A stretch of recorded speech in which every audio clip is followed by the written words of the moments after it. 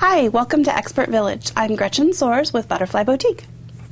Okay, we are going to tie the stretchy sides first.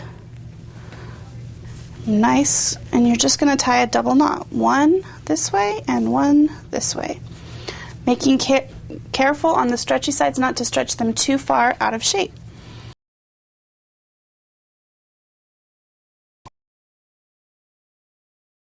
Each set of two gets tied together.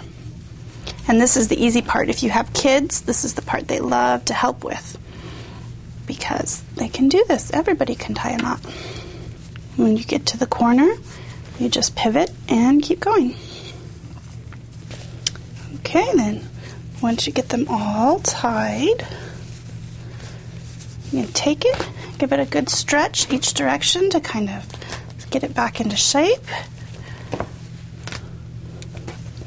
And it's going to pop a little bit because that's just how it's getting back into shape. And you have a tie blanket ready for use.